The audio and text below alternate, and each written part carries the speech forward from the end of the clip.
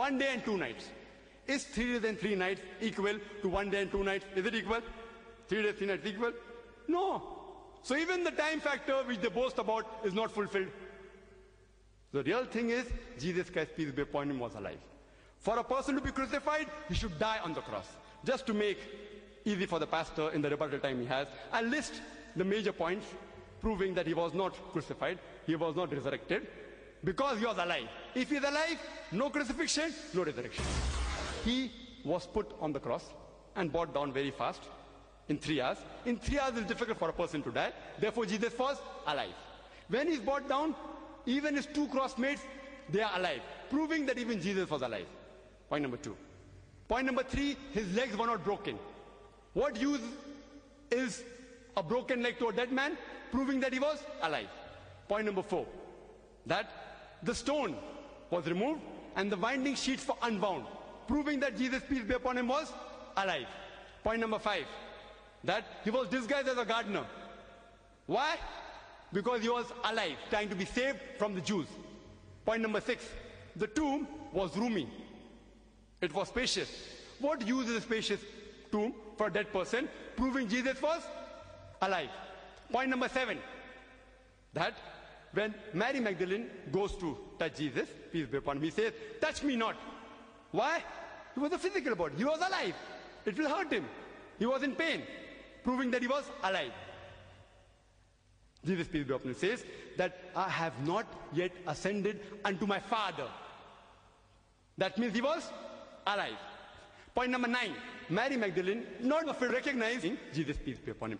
Point number 10, that in the upper room, he shows his hands and feet to prove that he was not a spirit, but he was alive.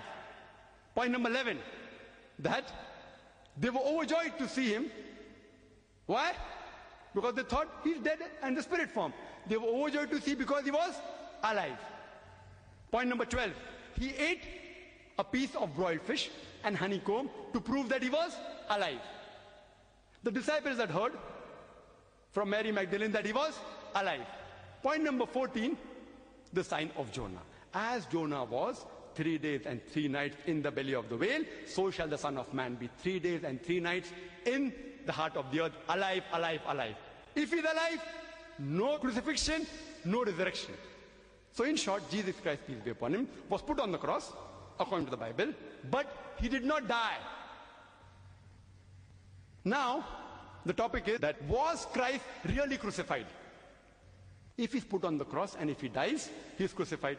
If he's put on the cross and does not die, what is one word that we'll use? See, English language is deficient.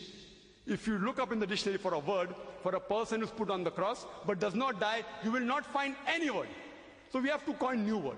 The best word that we can coin is that Jesus Christ, peace be upon him, was not crucified, but he was crucifixed. It is not crucifixion, C-R-U-C-I-F-I-X-I-O-N, but it is crucifixion, C-R-U-C-I-F-I-C-T-I-O-N. It's a fiction. We have to coin a new word. So Jesus Christ, peace be upon him, was not crucifixed, he was crucifixed. So I hope this ends the friction, and the pastor will agree, and the confusion will be removed from his mind, that Jesus Christ, peace be upon him, was not crucified.